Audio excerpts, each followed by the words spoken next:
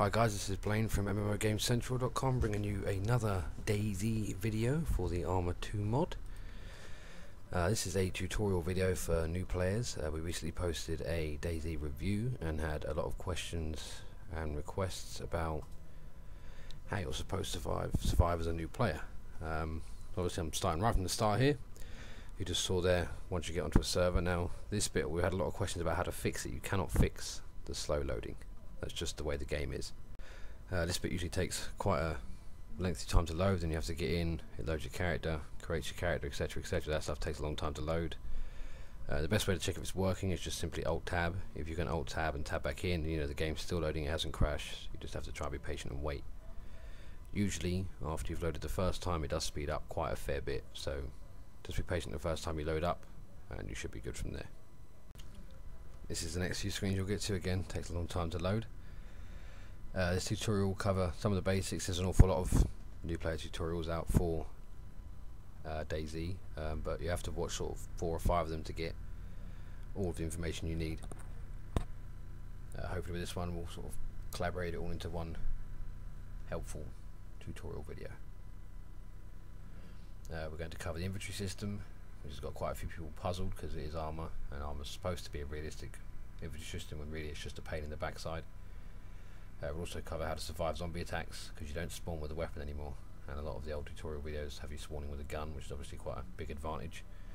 How to know which towns and buildings to search, and just the very basic stuff like that. The next screen you come to will be your gender select screen. It does tell you that it's bound by your CD key. However, I have had friends play as both sexes, so I'm not totally sure how that mechanic works. Eventually it will show up here any second now. There we go, there it is. As I said, it says about your CD key and bounding to one game. I always stick with male, so go with whatever your preference. Another loading screen, although this time it should be shorter. As soon as you load in, pay attention to the text in the bottom right. That gives you a general location. It's a massive game map. If you're not familiar with Armor 2, it's practically impossible to know where you are. So be sure you know that, and then if you check the comments, the description, there will be a link to the Dayz map. You can get that just from Google, it's the first one that comes up. Tells you where you are, as long as you read that text when it first comes up. Other than that, obviously you've got the basic controls, escape options, controls. You should familiarise yourself with these as quick as possible. You won't need all of them, there's an awful lot that are not used in this mode, but we want to get the very basics of inventory at the very least. The ones you'll need to begin with are Z to lie down like this, X to kneel down, and you've got C to stand up. You very rarely want to use C unless you've been spotted. So for the general, Z to get down, X to get back up on your knees like that. Another key you're going to need a lot is Shift. Shift controls your pace and any movement form on the floor, standing up, whatever. It slows you down, as you can see here, faster, with Shift slower. These are all related to the 2 icons you see in the top right of the screen, the ear and the eye. Also the sound and the sight in reference to the zombies. The higher the little bars you can see there, the more visible you are and the more noise you're making. So ideally you want to be down like this to make the minimum noise, the minimum sight. As you can see, standing still you've got nothing. So if you stay like this unless a zombie comes walking up to you, looking at you, you're fine. They can walk straight past you sideways. You can be behind them and they'll never see you. The quicker you move, the more noise you make. The more you stand up, the more visible you are, so you want to try and minimise that as much as possible. The UI in the lower right, you've got the food icon by the knife and fork, to make sure you eat often. I'll go over where to find food in that shortly, but as with all of those bars it will slowly turn red over time. Blood is green by default. It will go red if you're damaged by zombies, shots, fall over, a number of things could cause it. You'll see a little white medical symbol appear in the middle of it, which means you need to heal. So to stop blood you need to go to your backpack and use your bandage. So I can see you start off with one, so it shouldn't be a problem getting hold of those. The next icon is water, or any form of hydrating liquid, Coke, Pepsi, that kind of stuff. Again, once that gets red, you want to use that. Regardless of what state you're in, a Pepsi will fill you up to full, a meal will fill you up to full. So try not to use them until sort of mid-orange level, sort of slightly red. Top one is environment, basically. If you're sick, if it's raining and you're outside a lot, you can get sick. I've put 50 odd hours into this game and it's never happened, so I'm not sure if the mechanic's fully implemented or if it's just not very often, but you don't have to worry too much about that one. Another question we've had quite a lot is related to the inventory system. It does use the same inventory system from armor, which is painfully complicated at best. It boasted to be realistic, but it doesn't really work. Basically, you've got your typical inventory. Your binoculars will go here when you find them. Infrared will go here when you find them, or night vision, sorry. Main weapon, ammo, meds, extra bits down here, so forth. The main question is in relation to the backpack. Now, everyone starts with a backpack. You can see it here. You can highlight it in your inventory. You open the bag. You can then place stuff in there freely by using these arrows. This one will bring it into your active inventory. This one will put it into your backpack. So, for example, I don't need the flashlight right now. I'm going to put that away in the enclosed bag. That's now in my backpack. So if I need it, I'm going to have to get it out. So you don't want to put emergency items in there, but it's great to store ammo for guns you don't have, or spare tools and stuff like that to get it back out. Simple process. You open the bag, pick the item, back into your active inventory. Very simple. Now, if you open your bag, it tells you up here how many slots you have. This one has 8. It's the most basic bag you can get. There are a number of bags, all very distinctive in appearance. The better the bag, the more slots it has, really. It's also a good way of telling your enemy play. If you see a player running with a different looking knapsack to this one, you can usually tell he's got a fair bit of loot and gear on him, because they're not that easy to find. So it's best to stay clear of those players because they are big enough to hide weapons in. Other than that, we've got a couple of simple tricks I'm going to show you. A lot of people have found that not starting with a weapon anymore makes it quite difficult to evade zombies. There are a couple of tricks you can do. The first one, the more common one, is ducking and diving. I'm going to see if I can find some zombies here and show you how to do it.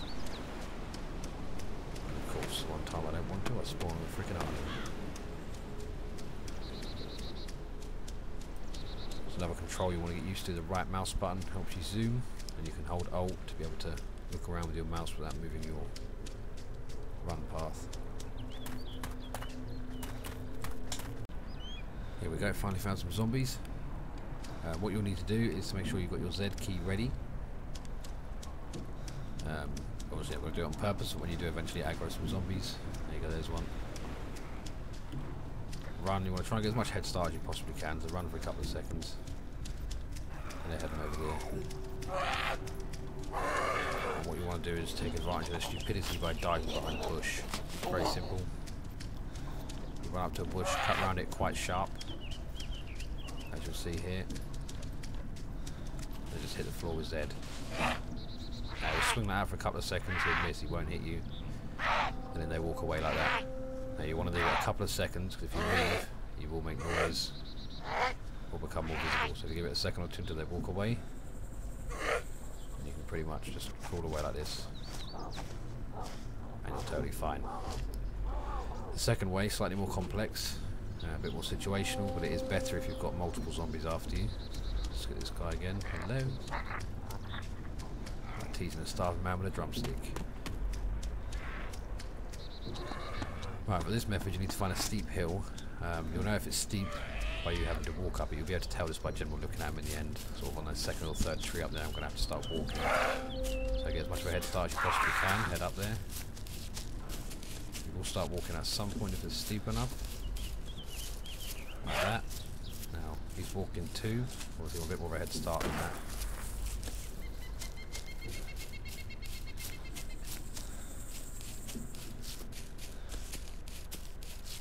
Eventually, he will get up here at some point. Takes a short while. Does work better if you've got multiple zombies chasing you. As he comes back up, you run back down. Now, as before, you're taking advantage of stupidity. They can't stop as much as we can, so there we go. He hit the floor. And he's just now wandering in the wilderness forever, unknown where he's going. There was an old bug, not sure if it's still in place, where if the hill's steep enough, they can't slow themselves down, so they just fall flat on their face and die. So you can loot them for the couple of bits they do have at times. But they are the 2 most effective ways to lose zombies without weapons. Even if you've got a gun, it's a good option because it doesn't make any noise. It does make you quite visible. I think there was a gunshot in the middle of all of that, but if you let me off, there you go, you can see me again because I'm walking now. I'll show you that bush trick one more time.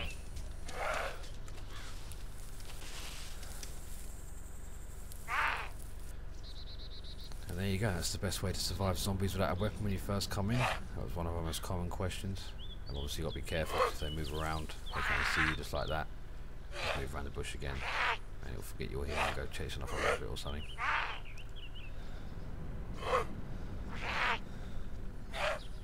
They're swinging at you and they're not hitting you, eventually they will reset and just break away, just like that. There you go, it's gone. If they're hitting you, it's not worked, so you need to get up and move. The next thing we'll cover is a hatchet, again, something else we've had a lot of questions about. I'll go and find one of those and get back to you in a second. Here we are, managed to find a hatchet. Another quick tip, when you're opening or closing a door, make sure you keep your distance. If you stand too close, it does that and knocks you out. So make sure you stand well away from doors. That's also broken my bones, so I can't run anywhere anymore. Obviously not ideal in the middle of a tutorial video, but I've done everything I need to do. That's the white symbol I was talking about in the blood. It shows you need to bandage.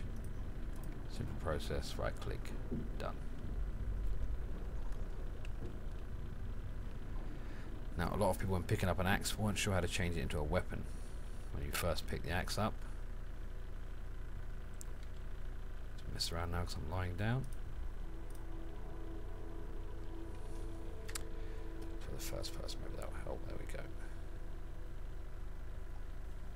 As you can see, it can be quite fidgety at times. Take the hatchet, open your inventory with G, and you'll notice the hatchet is down here. This is your tool belt where you'll keep your flashlight, your knife, that kind of stuff. Much like the bandage and everything else you want to interact with, food, painkillers, all those things, you right click, remove from tool belt. That then puts the axe in your hand. As you can see here, I've got it, but I can't swing. You have to reload with R. That will help you swing. There we go. If you look at the top right, my ammo is displayed. Now a lot of people don't seem to do this when picking up a gun, but you may find a gun, but you don't really want to get rid of your axe. They're a great secondary weapon, and also you can harvest wood, which we can cover later on. You just go back into your inventory as before, add it to your tool belt. Now you want to avoid adding anything expensive to your backpack because it can get buggy and just vanish. I've had that a few times. So for example, right now I've got it in my tool bag. If I open up my backpack and try and move my hatchet across, it says it's fine. I close bag, I open bag again. Oh, and it saved this time. The last time I did that it didn't save, so there you go. It isn't 100%, it can be quite buggy. That covers the majority of our new player things. That's pretty much all you're going to need to do as a new player, is just learn to move, learn what your things on your screen mean, and how to fix them. The map link that is in the comments is vital if you want to actually get anywhere in this game.